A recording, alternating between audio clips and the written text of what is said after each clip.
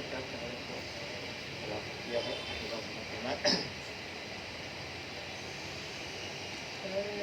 Shimmer यतीमों को रुलाया नहीं जाता, शिमर यतीमों को रुलाया नहीं जाता, दुख दर्द के मारों को सताया नहीं जाता, शिमर यतीमों को रुलाया नहीं जाता, शिमर खड़ा होना भी दुश्वार है जिसको, शिमर खड़ा होना भी दुश्वार है जिसको, कांटों पे कभी उसको चलाया नहीं जाता,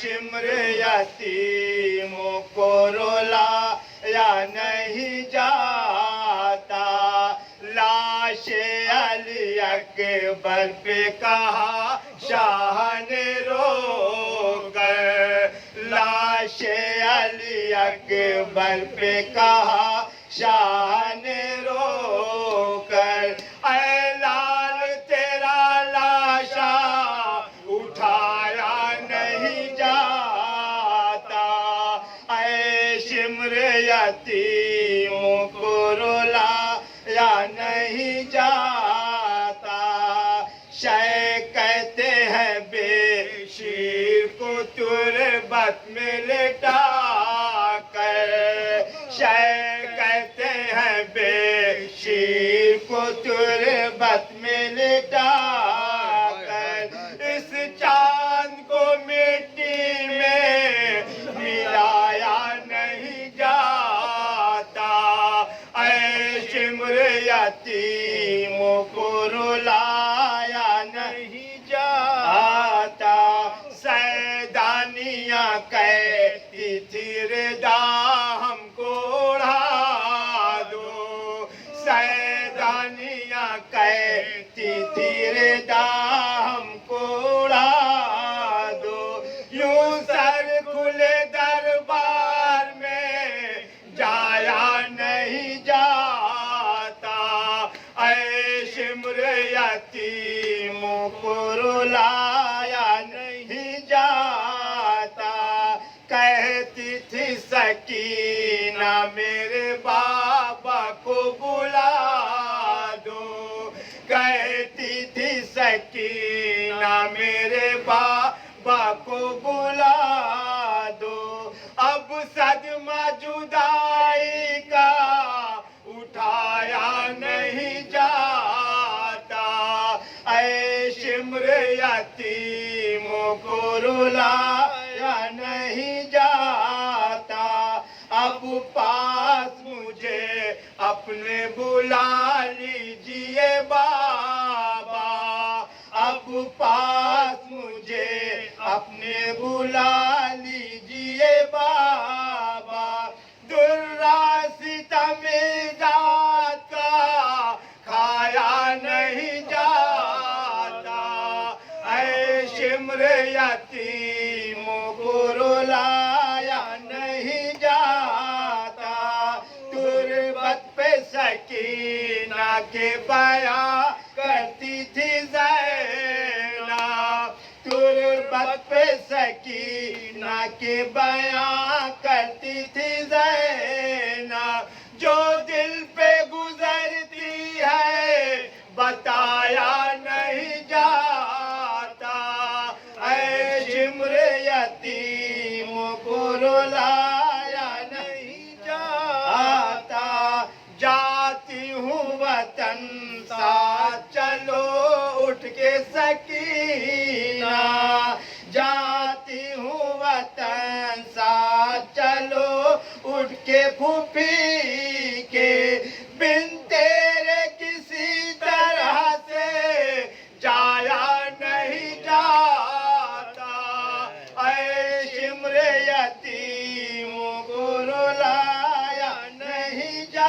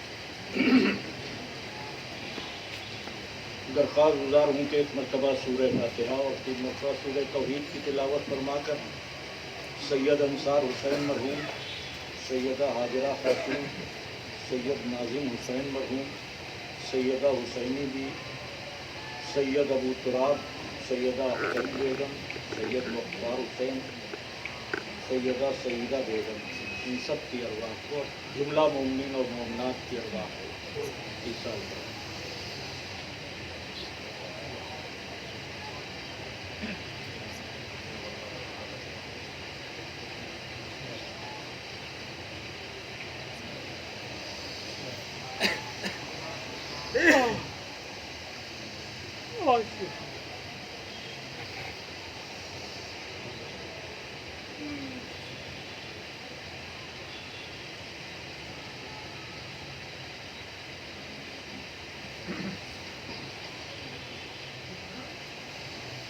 رحم اللہ من قرأ الفاتحہ۔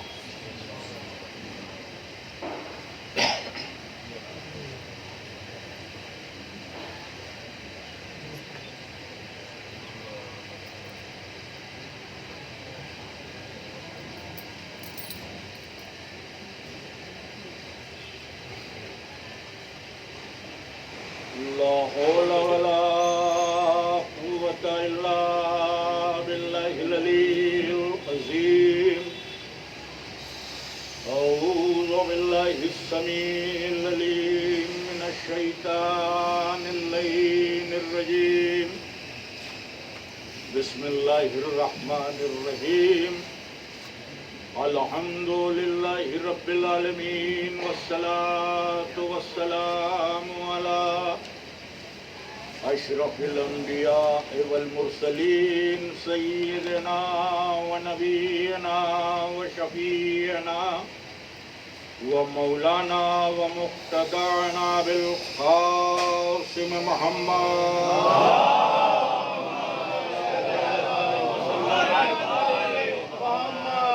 وآله الطيبين الطاهرين المعصومين الغر الميامين، ولعنة الله على أعدائهم ومنكري فضائلهم ومصائبهم وغاصبي حقوقهم أجمعين، من ليلنا هذه إلى قيام يوم الدين۔ بسم الله الرحمن الرحيم۔ رب اشرح لي صدري ويسر لي أمري واحلل عقدة من لساني يفقهوا قولي، أما بعد فقد قال رسول الله صلى الله عليه وآله وسلم: إني تارك فيكم الثقلين، كتاب الله وعترتي أهل بيتي، صلوات اللهم صل على محمد۔ برادران ایمانی، حدیث ثقلین جس کے ذیل میں گفتگو آپ کی خدمت میں کی جا رہی ہے، اور یہی عرض کرنے کی کوشش کی جا رہی ہے کہ حضور دنیا سے جاتے جاتے اپنی امت کو لاوارث نہیں چھوڑ گئے، بے یار و مددگار نہیں چھوڑ گئے، بلکہ اپنے نظام کو، اس دین الہی کو جو ادھر سے نازل ہوا تھا، اور اس کتاب خدا کو کہ جو سینہ رسول پر نازل ہوئی، اور صبح قیامت تک ہدایت کے تمام مرحلوں کو دو اوزان کے حوالے کر گئے۔ فرمایا کہ دو وزن چھوڑ کر جا رہا ہوں، دو گراں قدر چیزیں، ایک اللہ کی کتاب ہے، دوسرے میری عطرت جو میرے اہل بیت۔ یہ جو عطرت کو اور قرآن کو پیغمبر امت میں چھوڑ کر گئے، تو جو سامنے کی بات ہے وہ یہ کہ پیغمبر نے کہا کہ تم میں چھوڑ رہا ہوں، کن کو چھوڑ رہا ہوں؟ اللہ کی کتاب کو اور عطرت کو۔ اس کا سیدھا سا مطلب یہ ہے کہ جن میں چھوڑا گیا وہ اور لوگ ہیں، جن کو چھوڑا وہ اور لوگ ہیں۔ ایکول نہیں قرار دیا جا سکتا کہ دونوں برابر ہیں، نہیں، دونوں کی پوزیشن میں فرق ہے۔ جن میں چھوڑا ان کو ہدایت کی ضرورت ہے، اور جن چیزوں کو چھوڑا وہ منبع ہدایت بھی ہیں، مرکز ہدایت بھی ہیں۔ یہی پیغمبر کا منشور ہے کہ امت قرآن سے وابستہ ہو جائے اور امت اہل بیت سے وابستہ ہو جائے، لیکن درمیان میں سیاستوں نے، سازشوں نے ایک نیا سلسلہ قائم کیا، اور کچھ حریصان ملوکیت اہل بیت کو چھوڑ کر تخت اقتدار تک آ گئے، اور جب آ گئے اپنے جواز کے لیے انہوں نے بہت سی چیزوں کو محسوس کیا اور کہا کہ جو رسول کے تربیت یافتہ لوگ ہیں وہ بھی عالم انسانیت کی ہدایت کر سکتے ہیں۔ رسول کے تربیت یافتہ لوگ یعنی جماعت اصحاب، اور ایک سلسلہ اسی زمانے سے آج تک جاری ہو گیا کہ ہر مرحلہ دین اصحاب سے وابستہ ہو گیا، اور اہل بیت سے امت کا ہاتھ خالی ہو گیا۔ اب دینی ضروریات کے لیے لوگوں کو اصحاب یاد آتے ہیں، اہل بیت نہیں یاد آتے۔ خیر، وہ اپنا اپنا نصیب ہے، اپنا اپنا مقدر ہے۔ غدیر سے آج تک ایک جماعت ایسی ہے کہ جس نے ایک پل کو بھی اہل بیت سے روگردانی نہیں اختیار کی، اور اس جماعت کو مختلف ناموں سے تاریخ میں جانا جاتا رہا۔ اس کو پیغمبر کے دور میں علی کا شیعہ کہا گیا، بعد پیغمبر اسی جماعت کو اثنا عشریہ کے نام سے پکارا گیا، اس کے بعد اسی جماعت کو امامیہ کے نام سے پکارا گیا، اسی جماعت کو جعفری کے نام سے پکارا گیا۔ اب یہ جو جعفری ہیں، جو امامیہ ہیں، جو اثنا عشری ہیں، جو علی کے شیعہ ہیں، یہ الگ الگ 5 جماعتیں نہیں، 5 گروہ نہیں ہیں، یہ وہی غدیری گروہ ہے کہ جو خلیفتہ بلا فصل پر باقی ہے۔ اب جو دشمن تھے انہوں نے ہم کو الگ الگ نام دیے، کبھی بدعتی کہا، کبھی رافضی کہا، مختلف ناموں سے ہمیں پکارا گیا، اور اس کے بعد ہم پر الزام تراشی شروع ہوئی، اور سب سے بڑا الزام یہ لگایا گیا کہ ہم رسول کی ازواج مطہرات کی مخالفت کرتے ہیں اور ان کی توہین کرتے ہیں، اور ہم رسول کے صحابہ کو نہیں مانتے۔ یہ الزام ہم پر عائد ہوا 14 صدیوں سے۔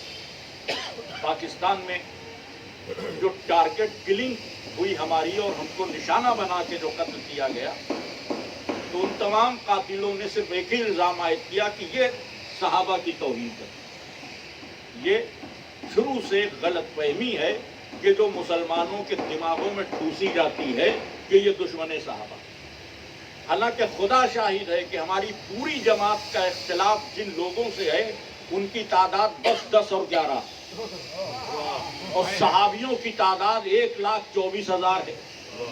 تو صحابی 1,24,000 ہیں، ہمیں 11 لوگوں سے اختلاف، 12 لوگوں سے، کچھ مخصوص لوگ ہیں ان سے اور ان کے ہم نواؤں سے، ہمیں ہر صحابی سے اختلاف نہیں۔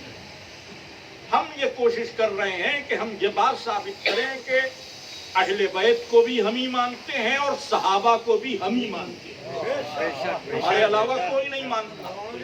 جو فرق ہے، جو آپ صحابیت کے نام پر بینر لے کر چلتے ہیں، اصل میں آپ نے بینر پر صحابہ لکھا ہے اور اس بینر کے پیچھے چہرے بنی امیہ کے چھپا رکھے ہیں۔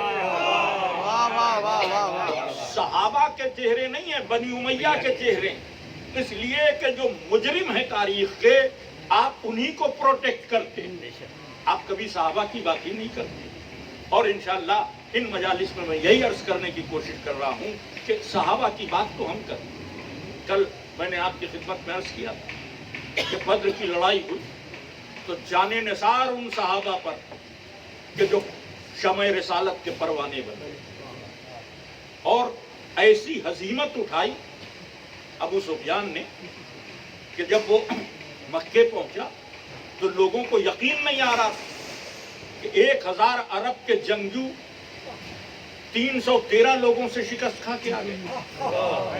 یقین نہیں آ رہا تھا. لوگ کہہ رہے تھے ٹھیک سے لڑے نہیں. اور وہ جو ابو سفیان کی بیوی تھی، جو امیر شام کی ماں تھی، جو یزید کی دادی تھی، اس کا تو پورا خاندان ہی صاف ہو گیا.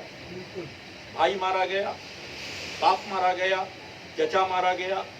اس کا ایک بیٹا تھا، اس کا بھی نام تاریخ میں حنظلہ ہے، وہ مارا گیا. اس کے تو کلیجے میں آگ لگ گئی. اس نے اپنے شوہر سے کہا ابو سفیان سے کہ تم ٹھیک سے نہیں لڑے. اب وہ کہتا رہا کہ تمہیں کیا پتا علی کیسی تلوار چلاتے ہیں.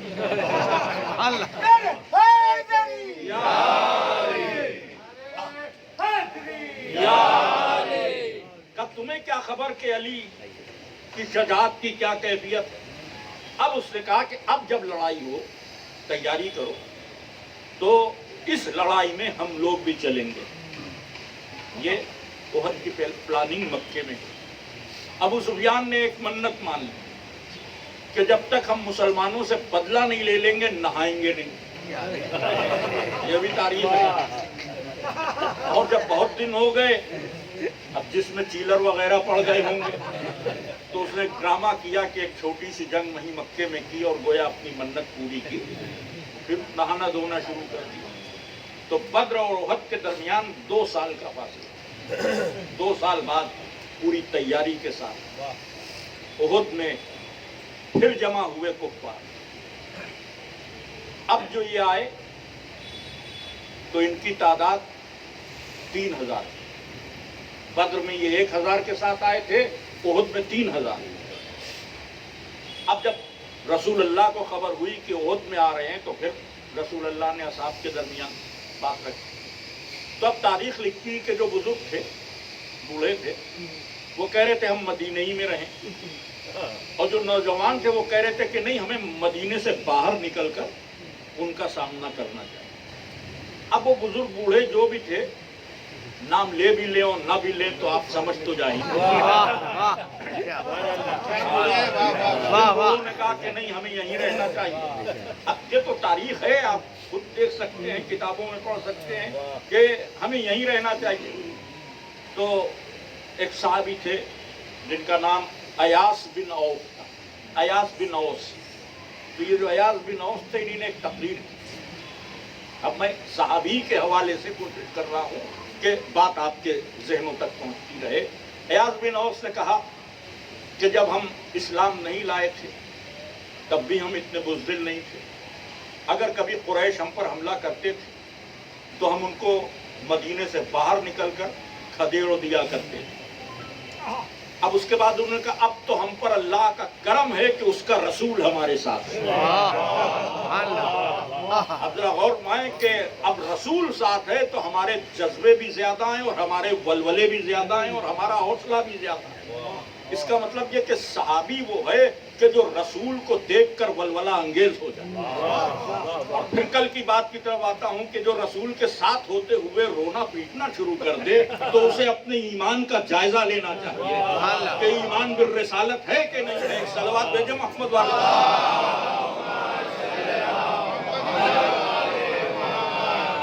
ایاس بن اوس کی جن لوگوں نے تائید کی ان کے بھی نام تاریخ میں ہیں.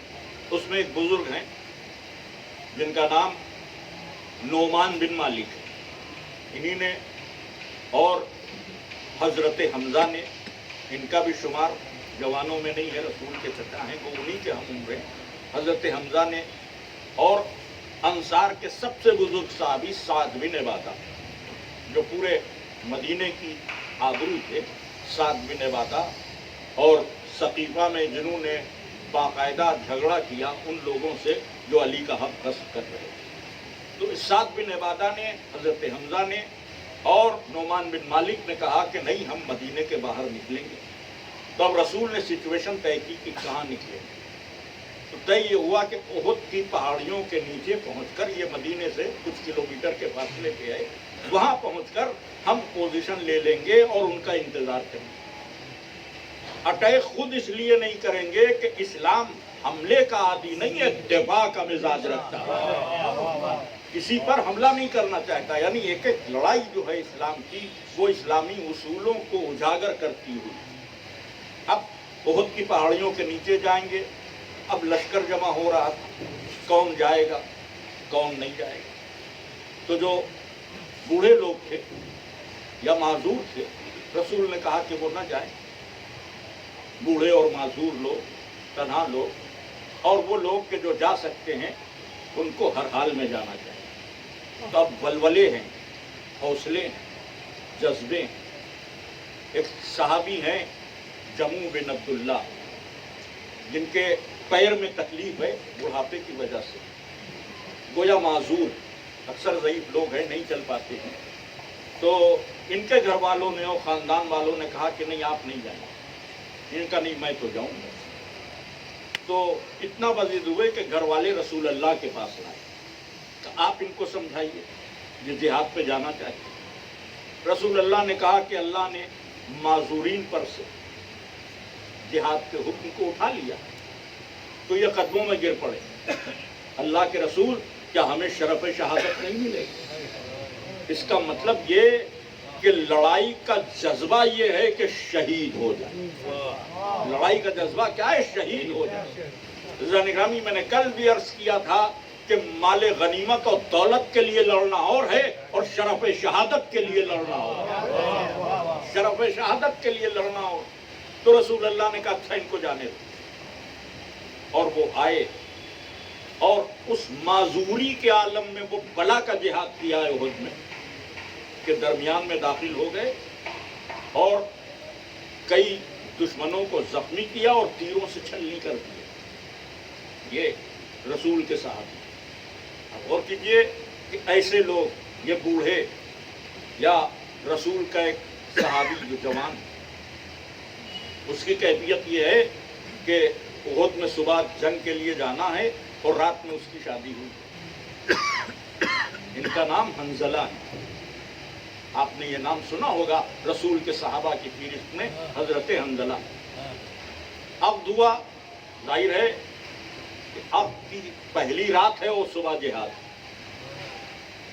تو وہ شوق شہادت تھا کہ حجلہ عروسی سے نکلے اور میدان جہاد میں پڑے حضرت حنظلہ، اور لڑتے لڑتے شہید ہو گئے. جب شہید ہو گئے تو پیغمبر نے کہا کہ میں نے دیکھا کہ حنظلہ کو فرشتے زمین اور آسمان کے درمیان چاندی کے برتنوں میں بارش کے پانی سے غسل دے رہے ہیں. تو حنظلہ کا آج بھی لقب غسیل ملائکہ، کیونکہ شادی کے فوراً بعد میدان جہاد تک چلے گئے تھے تو فرشتوں نے غسل دیا. جب کوئی اللہ کی راہ میں آگے بڑھتا ہے تو طہارتیں اس کا مقدر بن جاتی ہیں. جب کوئی اللہ کی راہ میں آگے بڑھتا ہے، صلوات پڑھیں محمد علیہ.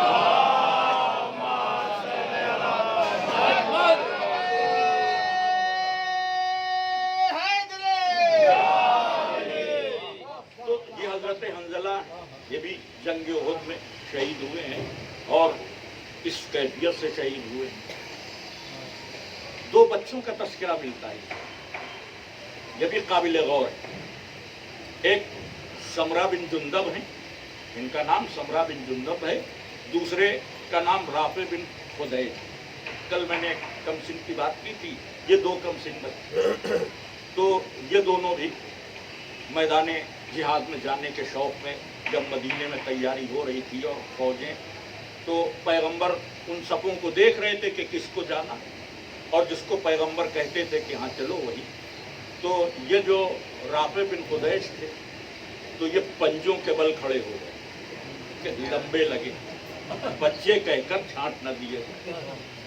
تو پیغمبر دیکھ کر مسکرائے کہ تم آ جاؤ. اور وہ جو سمرہ بن جندب تھے ان کا قد زیادہ کم تھا، ان سے کہا تم واپس جاؤ بچے. تو اب انہوں نے بچپنے والی بات کہ آپ نے ان کو رکھ لیا، اگر میں ان سے کشتی لڑوں تو میں ان کو ہرا دوں گا. یہ سمرہ بن جندب نے کہا کہ اگر میں ان سے کشتی لڑوں تو ان کو ہرا دوں گا. اب رسول اللہ بھی مسکرائے، کہا اچھا پھر دونوں میں کشتی ہو جائے. اب وہ وہیں رسول کے سامنے دونوں بچوں نے کشتی لی تھی، اور وہ جو سمرہ بن جندب تھے واقعی وہ غالب آ گئے، انہوں نے ان کو ہرا دیا۔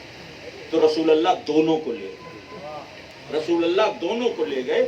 یہ لشکر ہے اور یہ اسلام کی تاریخ ہے کہ جہاں بچوں کے اندر بھی یہ جذبہ جہاد پایا جا رہا ہے، اور یہ جو جذبہ جہاد ہے یہ ایمان کی بنیاد پہ ہے، یہ ایمان کی بنیاد پہ ہے۔ ایسے با ایمان صحابہ پر ہم سب کا لاکھوں سلام، ایسے با ایمان صحابہ پر کہ جو پیغمبر کی محبت میں اپنی زندگی کو زندگی نہ سمجھے، ان پر ہمارا لاکھوں سلام۔ سلوات باواز بلند۔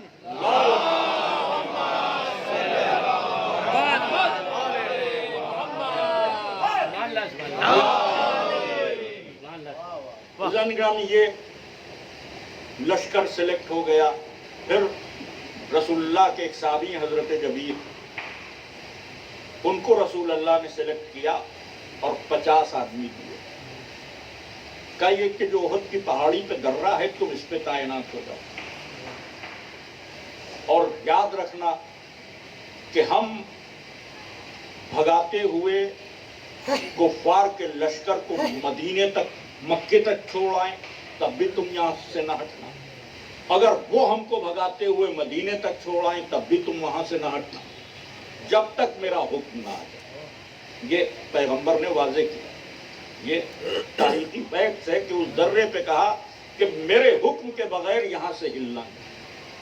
اور اس کے بعد لشکر احد کی پہاڑیوں میں آ گیا، اور لبنانی مورخ شیعہ ہاشم نے لکھا کہ پیغمبر نے اپنے لشکر کا جب معائنہ فرمایا تو اس میں سفید ریش کے بھی لوگ تھے اور کالی داڑھیوں والے بھی لوگ تھے، اور تلواروں کی چمک ان کے چہروں کے گرد ہالہ بنائے ہوئے تھی، اور ان کے چہرے یوں چمک رہے تھے کہ جیسے اندھیری رات میں 14ویں کا چاند چمک رہا۔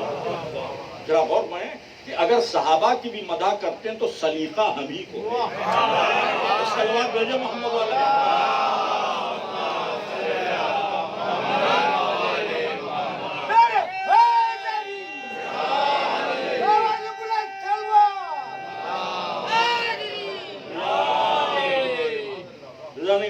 اب یہ لشکر تیار ہو گیا اور ادھر سے وہ لشکر احد تک آ گیا۔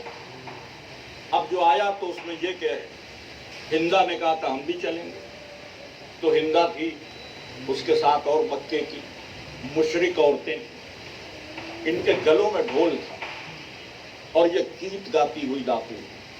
تو گیت کے بھی الفاظ ہیں تاریخ میں، نحنو بنا تو تاریخ نمشی علی نمارق، ہم ستارے سحر کی بیٹیاں، ہم فرش مخمل پہ چلنے والیاں، اپنا قصیدہ اپنے منہ،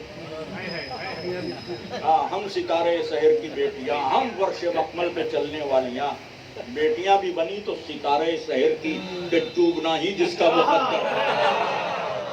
ان کو نہیں معلوم کہ جب آفتاب رسالت ظاہر ہوگا تو سحر کے سارے ستارے ڈوب جائیں گے۔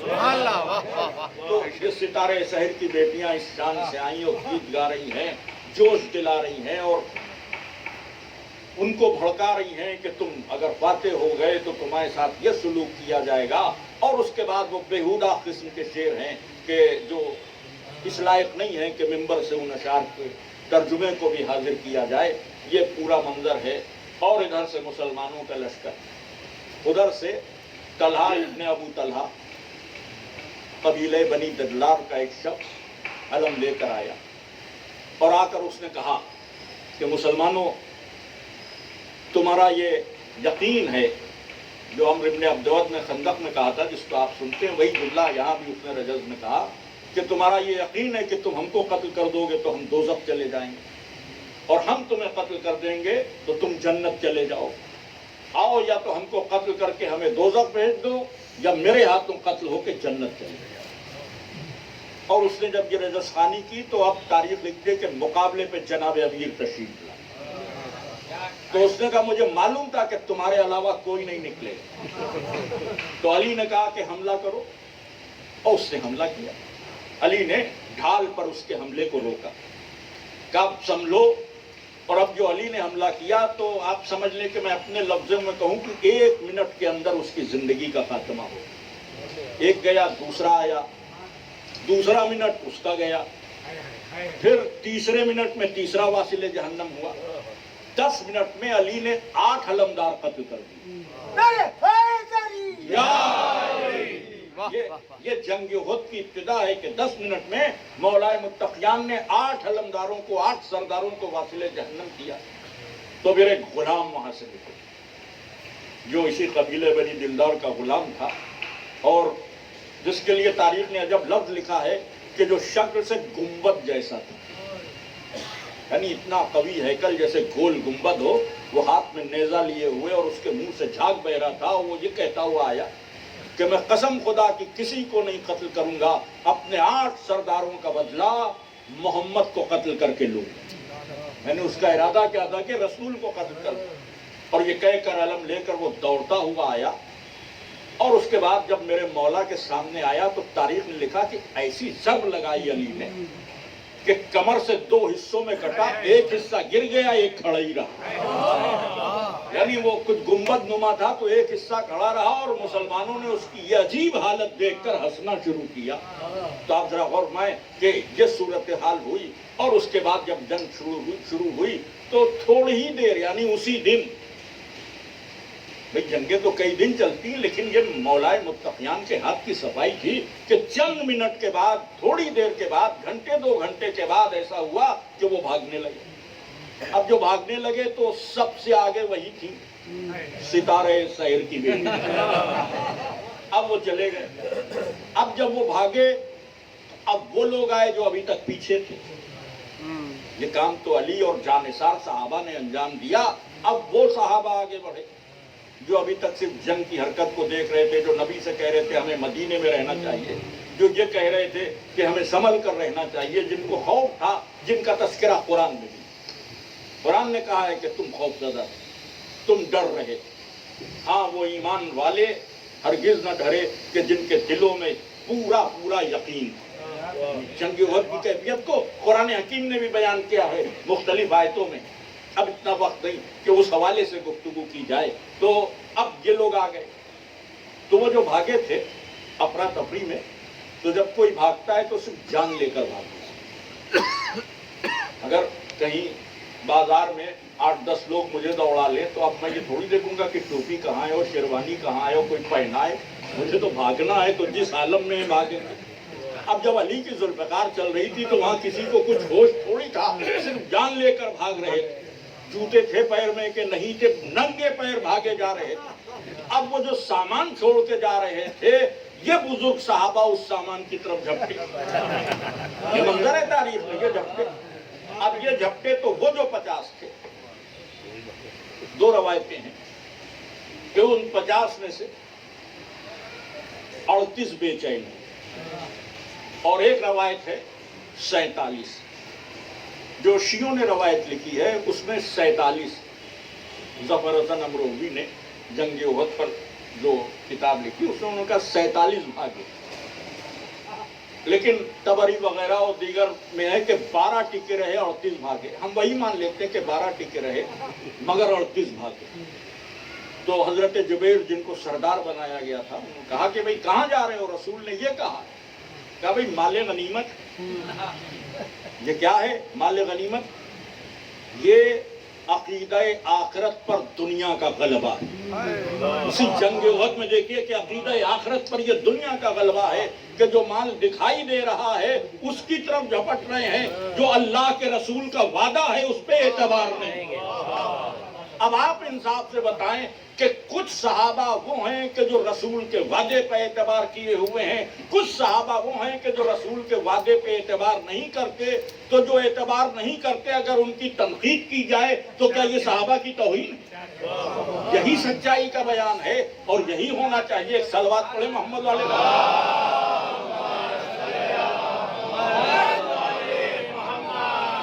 यही बयान सच्चाई का है कि आप जो जैसा है उसको वैसा कहिए। किसी की बेइज्जती नहीं है। ये तारीख के वाक़यात अगर ये बयान करना बेइज्जती होता तो कुरान ये ना कहता कि याद करो उहद के दिन कि जब तुम भागे जा रहे थे। अब हमको तो रावजी कह दिया, कोई फतवा उस पर भी लगाओ, क्या वो भी रावजी है? नारे हैदरी। بیان کر رہا ہے نا کہ اس احد کے روز کو یاد کرو کہ جب تم بھاگے جا رہے تھے. تو اگر کسی ذاکر نے کہہ دیا کہ لوگ بھاگ گئے کا ذاکر تو تبرہ پڑھ. ارے بھائی یہ وہ تبرہ ہے جو اللہ نے پڑھا. اگر ایسا ہی جرم ہے تو پہلا مجرم معاذ اللہ وہ ذات واجب, اس کے بعد ہم, کیونکہ اس نے بھی وہی کہا ہے جو ہم کہتے ہیں. بھائی یہ کہہ دینا کون سی بری بات ہے کہ فلاں صاحب بھاگ گئے فلاں صاحب ٹکے رہے, اس میں جھگڑے کی کیا بات ہے؟ بھائی جو فیکٹ ہے وہی تو بیان کیا جا رہا ہے. آپ غور کیجئے کہ لوگوں نے فرار کی, 47 وہ اتر آئے, اور ادھر کچھ دور جا کر جب ان کے ہوش سنبھلے تو پہلے ہی سے ابو سفیان نے خالد بن ولید کو 200 آدمیوں کے ساتھ پیچھے تعینات کیا تھا کہ تم ادھر سے اٹیک کی کوشش کرو. پہلے جب اس نے کوشش کی تو یہ 50 لوگ تیر برسانے لگے, وہ بھاگ گئے. لیکن اب یہ جو مال غنیمت کی لوٹ ہوئی اور وہ ادھر بھاگا تو وہ ادھر سے آ گئے. اب 3 آدمی یا 12 آدمی 200 آدمیوں کو نہیں روک سکتے. انہوں نے ان سب کو اپنے تیروں پہ رکھ لیا, اور یہ جو 3 آدمی تھے یہ تینوں شہید ہوئے. سلام ان شہداء پر کہ جو رسول کے وعدے پر اعتبار کرتے ہوئے دنیا کو چھوڑ کر جنت کی طرف چلے گئے. یہ شہداء ہیں جنہوں نے رسول کے وعدے پہ اعتبار کیا, یہ شہید ہو گئے. یہ 3 تھے یا 12 تھے, سب کے سب شہید. اور پھر خالد بن ولید پیچھے سے آیا, ادھر آگے جا کے ابو سفیان نے دم لیا اور پھر وہ پلٹ کر آیا. اب منظر یہ تھا کہ پیچھے سے خالد بن ولید تھا, سامنے سے ابو سفیان تھا, بیچ میں مسلمان. اب ادھر سے بھی حملہ ہوا, ادھر سے بھی حملہ ہوا, اور جب دونوں طرف سے حملہ ہوا تو اب جیتی ہوئی جنگ کا نقشہ بدل گیا. جیتی ہوئی جنگ نقشہ بدل گیا. اب جو نقشہ بدل گیا تو وہ مسلمان جو غیرت دار تھے وہ تو لوٹتے رہے, اور جو ہوشیار تھے, 2 طرح کے لوگ ہوتے ہیں نا, جو غیرت دار تھے وہ تو لوٹتے رہے, جو ہوشیار تھے ان کا باپ اب نکل. خود ان کے اسٹیٹمنٹ ہے کہ میں تو پہاڑی پر بکری کی طرح اچک رہا تھا. خود تاریخ میں اسٹیٹمنٹ ہے. وہ نکل گئے, اب وہ تو چلے گئے, لڑنے والے لڑتے رہے, شہید ہوتے رہے, زخمی ہوتے رہے. کچھ ایسے تھے کہ جو لڑتے لڑتے زخمی ہو کے گر پڑے, اب بدن میں سکت ہی نہیں. اب وہ کیا رسول کی حفاظت کرے؟ اور رسول کی پوزیشن عجیب, میدان میں بھاگ جائیں تو رسول نہ کہلائیں, بھاگ نہیں سکتے. تلوار چلائیں تو دست رحمت سے اظہار غضب کیسے ہو؟ تلوار تو غضب ہے نا, اور وہ رحمت للعالمین ہے. دست رحمت سے اظہار غضب نہیں ہو سکتا, تو نہ بھاگ سکتے نہ تلوار چلا سکتے, مگر اپنے مقام پر استادہ رہ سکتے ہیں, یہ دکھانے کے لیے کہ رسالت کا قیام ایسا ہے کہ 3000 کی فوج بھی ہو تو قدم پیچھے نہیں ہے. 3000 کی فوج ہو تو قدم پیچھے نہیں ہے. اب اس صورتحال میں کچھ صحابہ تھے کہ جنہوں نے کارنامے انجام دیے, کیونکہ اب تو 2 طرفہ جنگ چل رہی تھی. اس میں مسلمانوں کا بڑا نقصان ہوا. 2 بوڑھے صحابی تھے, ایک کا نام ثابت بن قدیم تھا اور ایک کا اور. تو یہ بوڑھے تھے, یہ چھوڑ دیے گئے تھے کہ آپ کو مدینے میں رہنا, لڑائی میں نہیں آنا. پھر جب لشکر چلا گیا اور لڑائی زوروں سے ہوئی اور خبر بھی آتی رہی, ان دونوں نے کہا کہ ہم کو چلنا چاہیے. ہم رک تو گئے ہیں لیکن یہ کہ میرا پیغمبر مصیبت, ہم کو چلنا چاہیے. تو یہ دونوں بوڑھے بھی پہنچے اس وقت کہ جب جنگ کا نقشہ بدل چکا اور ایک دوسرے کو پہچان لیا. ان میں سے ایک حضرت حذیفہ ابن یمان کے والد حضرت یمان, ایک ثابت تھے, ایک حضرت یمان. یہ دونوں پہنچے تو دونوں اتفاق سے اس طرف سے داخل ہوئے جو کفار کا لشکر. تو اس میں ایک کو تو کافروں نے پہچان کے گھیر کے مار ڈالا. لڑے وہ بھی ہوں گے لیکن 10 آدمیوں نے مل کے انہیں قتل کر ڈالا. ایک آگے بڑھتے ہوئے مسلمانوں کے لشکر میں داخل ہوئے, جناب حذیفہ یمان کے والد. جب یہ داخل ہوئے تو اب اس میں مسلمانوں کو یہ غلط فہمی ہوئی کہ ادھر سے آیا ہے کوئی وصلت کرتا ہے, ان کو مسلمانوں نے قتل کر دیا. حضرت یمان چیخ رہے تھے کہ وہ میرے باپ ہیں, لیکن وہ آواز پہنچی نہیں ان تک, اور رسول اللہ نے اس کی دیت ادا کی, کیونکہ غلطی اس کی بھی نہیں تھی. جس نے قتل کیا تھا وہ یہی سمجھا کہ ادھر سے کوئی آ گیا، اس کے بدلے رسول اللہ نے جناب حذیفہ کو اس کی دیت ادا کی، تو یہ لوگ یوں قتل ہوئے۔ ایک صحابی رسول ہیں ابو دجانہ، آپ نے سنا یہ نام؟ یہ ابو دجانہ جنگ احد میں تھے تو پیغمبر نے ان کو ایک تلوار دی۔ زبیر کہتے ہیں، زبیر بن عوام، کہ پیغمبر کے ہاتھ میں ایک تلوار تھی، کہا کون ہے کہ جو اس کا حق ادا کرے؟ تو میں کھڑا ہوا تو پیغمبر نے میری طرف سے رخ گھما لیا۔ پھر کہا کون ہے جو اس کا حق ادا کرے؟ پھر میں کھڑا ہوا تو پیغمبر نے میری طرف سے رخ گھما لیا۔ تیسری بار جب پیغمبر نے آواز دی تو ابو دجانہ آئے، کہا میں اس کا حق ادا کروں، تو پیغمبر نے انہیں تلوار دی۔ اس کا مطلب کیا؟ اگر سپاہی کو دینا ہو تو کسی کو بھی دے دیں، لیکن دو بار ایک سے انکار کیا اور ایک کو ایک ہی بار میں دے دی تلوار۔ اس کا مطلب یہ کہ پیغمبر کی نگاہ منتخب کرتی ہے کہ کون اہل ہے کون نااہل ہے۔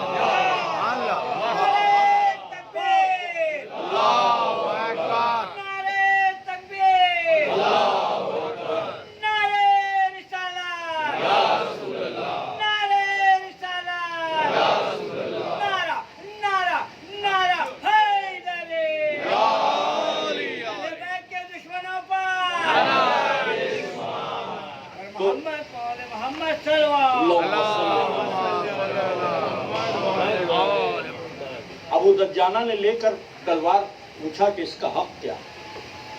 تو اب پیغمبر نے اس کا حق بیان کیا۔ اس کا حق یہ ہے کہ کسی مسلمان پر اس کو نہ اٹھانا، کسی مسلمان کو اس سے قتل نہ کریں۔ دوسرا جملہ کیا ہونا چاہیے؟ کسی کافر کو چھوڑنا نہیں، یہی تو ہونا چاہیے تھا۔ لیکن آپ اسلام کی اس باریک حکمت کو دیکھیں کہ تلوار کا حق یہ ہے کہ مسلمان پر اٹھانا نہیں، کافر کے سامنے سے بھاگنا نہیں، مارنے کو نہیں کہا، بھاگنا نہیں۔ اس کا مطلب یہ کہ اسلام جنگ مسلط نہیں کرتا ہے، جب جنگ مسلط ہوتی ہے تو بھاگنے کو منع کرتا ہے۔ جب جنگ مسلط ہو جائے تو بھاگنے کو منع کرتا ہے۔ کہ کسی کا مسلمان پر یہ تلوار چلے نا اور کافر کے سامنے کبھی فرار نہیں۔ ابو دجانہ کو یہ تلوار دی اور ابو دجانہ اس تلوار کو چلاتے رہے، اور جب جنگ بگڑ گئی تو رسول پر جب حملہ ہو رہا تھا تو ابو دجانہ اس تلوار سے دفاع کیا، ایک قدم بھی پیچھے نہیں ہٹا، تلوار کے حق کو ادا کیا حضرت ابو دجانہ، اور پھر لوٹتے لوٹتے رسول کی حفاظت کرتے کرتے شہید۔ اور اسی میں ایک صحابی ابن قتادہ، وہ لڑ رہے تھے تو کسی نے ایسی تلوار ماری کہ ان کی ایک آنکھ باہر آئی۔ اب جب آنکھ نکل آئی، اب یہ کیا کریں؟ آنکھ پکڑ کے بیٹھ گئے تو رسول نے کسی سے کہا اس کو میرے پاس لے۔ جب وہ آ گئے تو رسول نے ان کی آنکھ ویسے ہی رکھی۔ یہ جنگ احد کا معجزہ ہے۔ اور اب جو وہ آنکھ اس طرح سے صحیح ہوئی تو اس کی روشنی اتنی بڑھ گئی کہ جتنا اس آنکھ سے دکھائی دیتا تھا اس آنکھ سے دکھائی نہیں دیتا۔ یہ بوڑھے ہو کر مرے، لیکن وہ جو نارمل اور نیچرل آنکھ تھی اس کی روشنی کم ہو گئی، مگر پیغمبر کے ہاتھ کے مس ہو جانے سے اس آنکھ کی روشنی کبھی نہیں کم۔ اور میں تو حضرت ابو دجانہ شہید ہو گئے۔ اور کچھ صحابیات ہیں کہ جنہوں نے جنگ احد میں بڑے کارنامے کیے۔ اسی میں ایک خاتون ہے جن کا نام ام عمارہ، یہ لشکر کے ساتھ آئے کیونکہ یہ فن جراحی کی ماہر، جراحت جس کو آج کی ایڈوانس زبان میں سرجری کہتے ہیں، تو میدان میں سرجری کی تو ضرورت ہے، کسی کو زخم لگا اور کسی کی ہڈی ٹوٹی کچھ بھی تو یہ اس کی ماہر، یہ خدمت کے لیے آئی۔ لیکن جب جنگ کا نقشہ بدل گیا اور رسول پر لوگ ٹوٹ پڑے تو ان کے ہاتھ میں ایک نیزہ تھا اور ایک تلوار تھی۔ تو جب کوئی رسول کی طرف بڑھتا تھا تو تاریخ لکھتی کہ آگے بڑھ کر تیر کو اپنے سینے پہ روکا۔ یہ خاتون کئی تیروں کو روکا، اور جب کوئی رسول کے قریب آ جاتا تھا تو یہ خاتون وہاں عرب کے تقاضے کے تحت ان پر کوئی اٹیک بھی نہیں کرتا تھا، کوئی خیال بھی نہیں کرتا۔ تو جب وہ رسول کی طرف بڑھتا تھا تو یہ کبھی نیزے سے اس کو بھگاتی تھیں اور کبھی تلوار سے. ادھر سے ایک جیب کافر آیا اور وہ رسول پر حملہ کرنے لگا تو یہ درمیان میں آ گئی, ان کے کندھے پہ تلوار لگی جس پہ شگاف پڑ گیا اور بہت مدتوں رہا. تو پلٹ کر انہی نے بھی تلوار ماری. صحابیہ ہیں, ایمانی طاقت رکھتی, تلوار ماری, اس کو لگی. تاریخ نے لکھا کہ وہ ملعون 2 زرہیں پہنے تھے. ایک زرہ تو کٹ گئی مگر دوسری زرہ نہ کٹ پائی. ایک خاتون کے ہاتھ میں اگر ایک زرہ بھی کاٹ دی تو یہ ایمان کی طاقت نہیں تو اور کیا. اب سارے مسلمانوں سے ہاتھ جوڑ کر گزارش ہے کہ جو رسول کی حمایت میں لڑ رہی ہے اس صحابیہ کو سلام کریں, یا جو بوڑھا پہاڑوں کی راستے پہ رچک رہا ہے اس کو سلام کریں. کس کی عظمت ہونا چاہیے؟ ایک صلوات بھیجیے.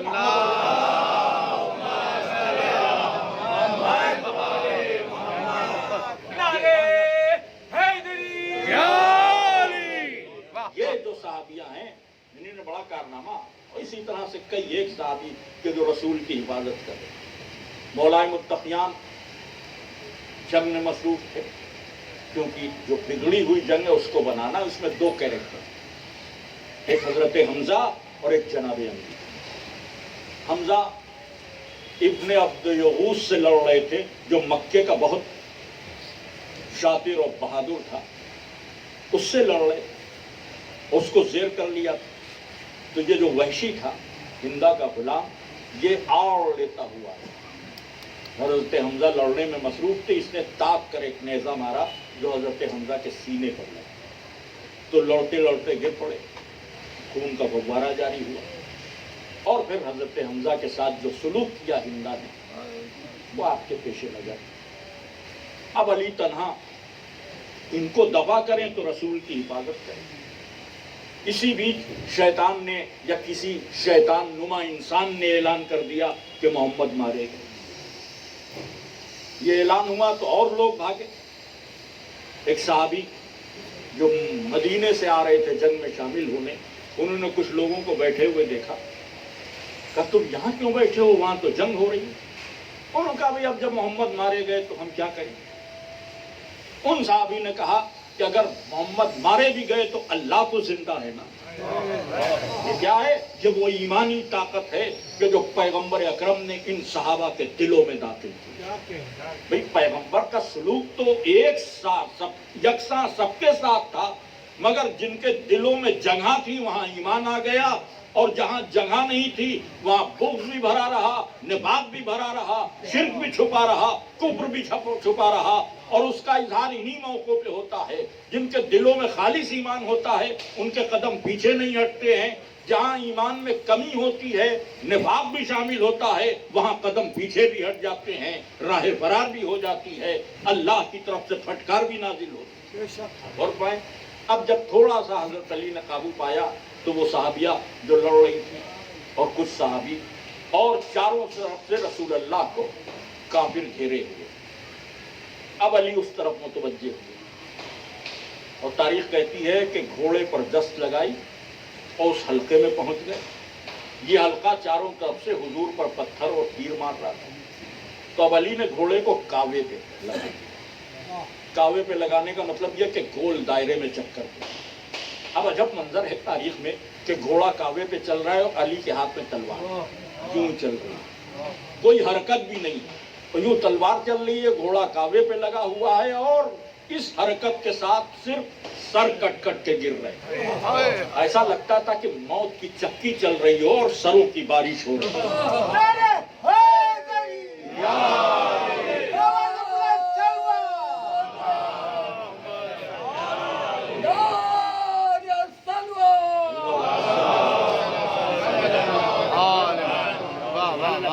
اور پھر وہ جو نرغہ تھا وہ ٹوٹ گیا.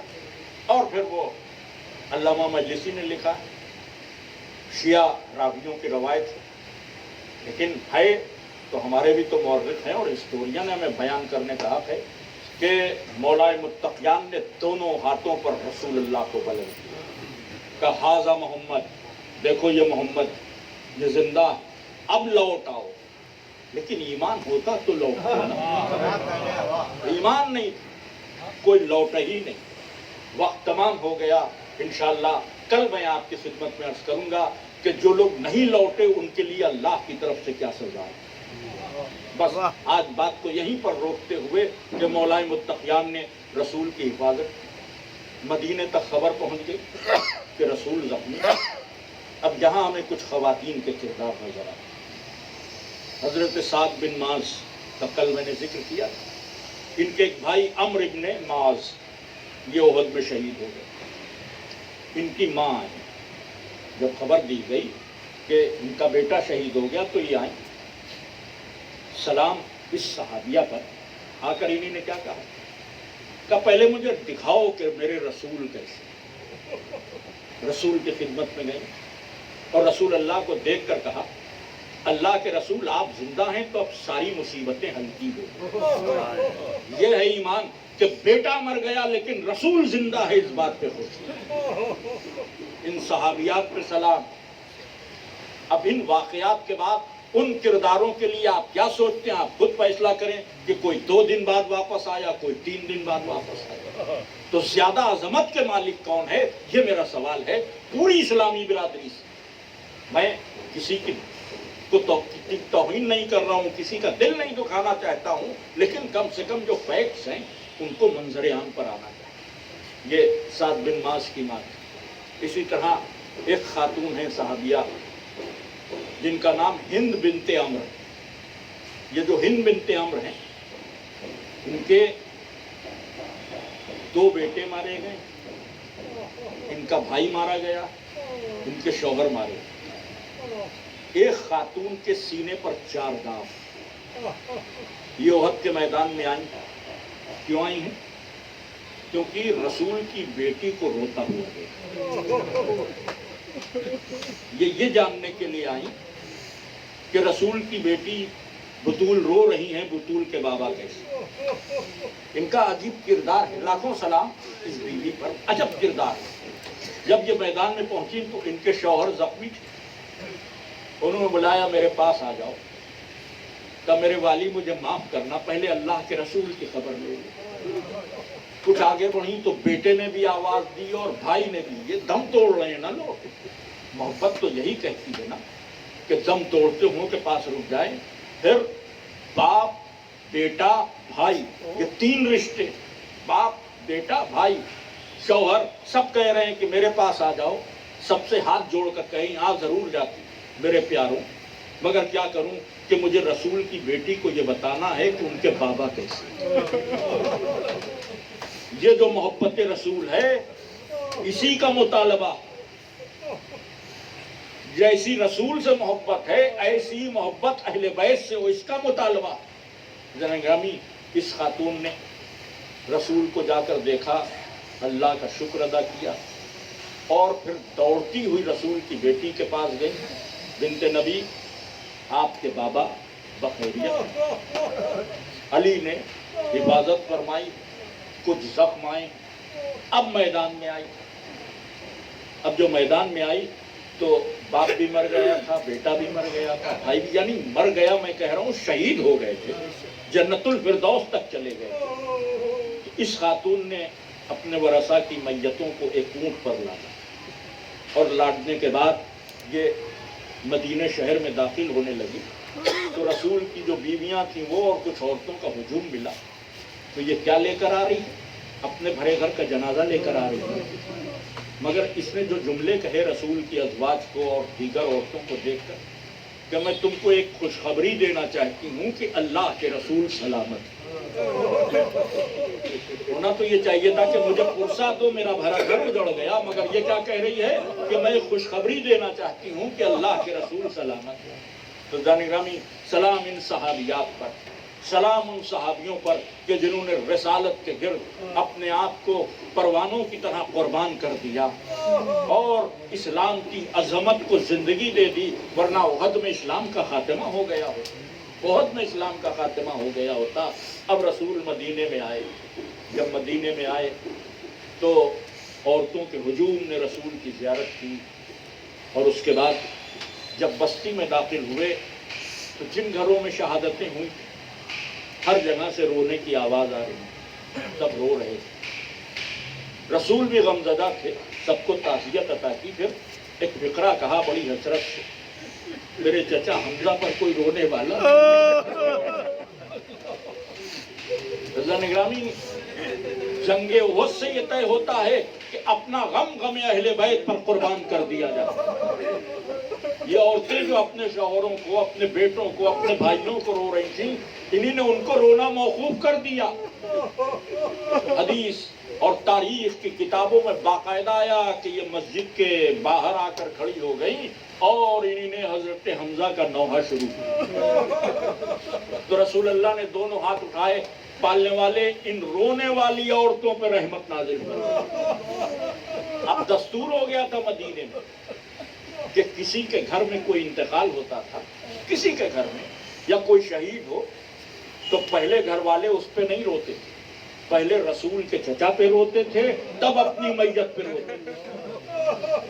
اب سمجھے کہ موت ہمارے کیا ہوتی ہے، فرش عزا کیوں بچھایا جاتا ہے۔ یہ رسول کے صحابہ کی سیرت ہے کہ موت ان کے یہاں ہوتی تھی، روتے حمزہ پر۔ بس اسی سیرت پر ہم بھی چلتے ہیں کہ ہمارے کیا کوئی موت ہو جائے تو ہم اس پہ نہ رو کر اس مظلوم پہ روتے ہیں کہ جس کو رونے والوں نے، جس پہ رونے والوں کو ظالموں نے رونے نہ دیا۔ بس گفتگو تمام ہو گئی۔ خدا نگرامی، جنگ احد میں بڑا نقصان ہوا، رسول کے چچا شہید ہو گئے، رسول کے 2 دانت شہید ہو گئے۔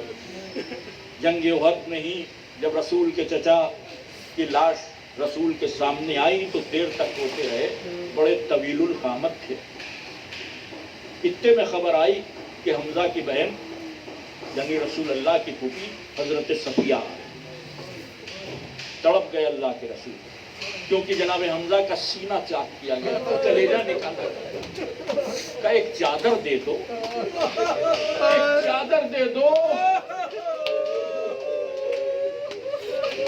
صفیہ حمزہ کوئی ظالم میں نہ دیکھنے پائے، اتنا بے چین تھا اللہ کے رسول۔ بس بے چینی کا یہ عالم تھا کہ چادر آئی تو چادر چھوٹی تھی، سر کی طرف سے ڈھاکی جاتی تھی تو پاؤں کے زخم دکھائی دیتے، پاؤں کی طرف سے ڈھاکی جاتی تھی تو سینے کے زخم دکھائی دیتے۔ رسول چاہتے تھے صفیہ کوئی زخم نہ دیکھے۔ اس عالم میں رسول نے سر کی طرف سے چادر اڑائی اور پاؤں پر مٹی ڈالنے لگے کہ صفیہ کو دکھائی نہ دے۔ اے اللہ کے رسول، ایک بہن بھائی کے زخمی جنازے کو نہ دیکھے، ذرا کربلا آ جائیے۔ ایک بہن قیدی بنا کے لے جائی جا رہی ہے، مقتل میں اس کے بھائی کا لاشا بے گورو کفن ہے۔ جزاکم ربکم خیر الجزا۔ خدا کسی غم میں نہ رلائے سوائے غم حسین کے۔ اللہ اللہ، کیا دل میں بیوی کے درد اٹھا، زندگی بھر یہ احساس جو مرثیہ پڑھا ہے وہاں پر، جب 11ویں محرم کو بیویاں اسیر کر کے لے جائی جانے لگی ہیں اور حسین کے لاشے پر حضرت زینب کی نظر پڑی تو اس وقت بیوی نے ایک مرثیہ پڑھا۔ وہ مرثیہ آج بھی عرب کی تاریخ میں موجود ہے۔ مرثیہ یہاں سے شروع ہوا، واہ محمد واہ محمد، اے میرے نانا محمد، اے میرے نانا محمد، ذرا آ کر حسین کو تو دیکھیے۔ اے نانا، جن ہوٹوں کو آپ چومتے تھے، جس گلے پہ بوسہ دیتے تھے، وہ لہو میں ڈوبا ہوا ہے۔ اور پھر اسی مرثیے میں یہ شعر تھا، نانا زینب بے ردا ہو گئی ورنہ اپنے بھائی کو کفن دے دیتی اپنی چادر کا۔ اس کے بعد فرمایا، نانا سر پہ ردا نہیں ہے، نانا شاید ہواؤں کو غیرت آ رہی ہے، اس لیے کہ ہوائیں خاک اڑا کر میرے بھائی کے لاشے کو چھپا رہی۔ ایک درد لے کر چلی گئی، ایک داغ لے کر چلی گئی کہ میرا بھائی بے گورو کفن ہے، اور زندان شام میں 1 برس رہی۔ یہ خیال دل سے نکلا نہیں، اور جب رہائی ہو گئی تو رہائی کے بعد جب مدینے کا سفر اختیار کیا تو چوتھے امام سے کہا، بیٹا ہو سکے تو ایک بار اور کربلا چلو، ہو سکے تو ایک بار اور کربلا چلو۔ بس مجلس تمام ہو رہی، زیادہ مسائل نہیں عرض کر سکتا، ہو سکے تو ایک بار اور کربلا چلو، کیوں پھوپھی اماں بیٹا جب چلے تھے تو میرے بھائی کا لاشا بے گور و کفن تھا. پھوپھی اماں قبر بن گئی ہے, ان آنکھوں سے اپنے بھائی کے قبر کی زیارت کر لوں. گرامی کربلا کی جانب چوتھے امام قافلے کو لے کر آئے. روایتوں میں ہے کہ جیسے ہی عرض کربلا پہ سیدانیہ پہنچی, ناقے بٹھائے گئے, تو اب روایت میں کہیں یہ نہیں ملا کہ کسی بی بی کو اتارا گیا ہو. پردہ اٹھتا تھا, بیویاں ساتھ پہ گر پڑتی, دیر تک تڑپتی تھی, کربلا تم نے آ کے ہمارا بھرا گھر لٹ گیا. دیر تک آنسو بہاتی تھی. گرامی گریہ ازاری ختم ہوئی, اور جب گریہ ازاری ختم ہوئی تو چوتھے امام سے بی بی زینب نے کہا کہ اب مجھے میرے شہداء کے مزاروں کو دکھا دو. سب سے پہلے میں اپنے بھائی کی قبر پہ جانا چاہتی ہوں. گرامی چوتھے امام نے بازو کو تھاما, نشیب تک آئے. جیسے ہی قبر حسین نظر پڑی, کہا پھوپھی اماں وہ رہی بابا کی قبر کو دیکھا تو روایت کہتی سینہ تھام کر اب جو زمین پہ بیٹھی کہ بڑی کوشش کی, اٹھا نہ گیا. بھائی کی قبر دیکھ کر بڑی کوشش کی, اٹھا نہ گیا. جب اٹھا نہ گیا تو کوہنیوں کو زمین پہ ٹیکا, اور اس کے بعد کوہنیوں کے بل چلتی ہوئی قبر حسین تک آئی. تمام بیویاں قبر حسین پر آئیں, بی بی زینب بھی آئی. گریہ ازاری ہوئی, نوحہ پڑھا گیا, گریہ ہوا. بی بی سکینہ کی خبر شہادت دی گئی. گرامی بیویوں نے آ کر قبر حسین پر گریہ کیا ہوگا, مگر کوئی شکوے کا حرف زبان پر نہ آیا ہوگا, اس لیے کہ حسین کا سب احترام کرتے ہیں. کوئی حسین کے سامنے گفتگو بھی نہیں کرتا ہے. یہ بیویاں جب قبر حسین پر آئی ہوں گی تو روئی ہوں گی, مگر اپنی آپ بیتی نہ بیان کی ہوگی. اب میں نے کسی کتاب میں نہیں پڑھا, مگر میرا دل کہتا ہے کہ قبر حسین سے اٹھ کر یہ بیویاں ترائی میں قبر عباس کے پاس بھی آئی ہوں گی, اور جب عباس کی قبر پر آئی ہوں گی تو صرف روئی نہ ہوں گی, آواز بھی ہوگی, اے میرے پردے کے محافظ, اے عباس تیرے ناں شام تک گئی, تمہاری بھتیجی زندہ نے شام میں سو گئی. سکینہ آخری وقت تک تم کو یاد کرتی. لعنت اللہ علیہ سیعلم الذین ظلموا ای منقلب ینقلبوا منا. درخواست گزار ہوں کہ ایک مرتبہ سورہ فاتحہ اور 3 مرتبہ سورہ توحید کی تلاوت فرما کر سید انصار حسین, سیدہ حاجرہ خاتون, سید ناظم حسین, سیدہ حسینی بیوی, سید ابو تراب, سیدہ اختری بیگم, سید مختار حسین اور سیدہ سعیدہ بیگم, ان تمام کی ارواح پیش ہے.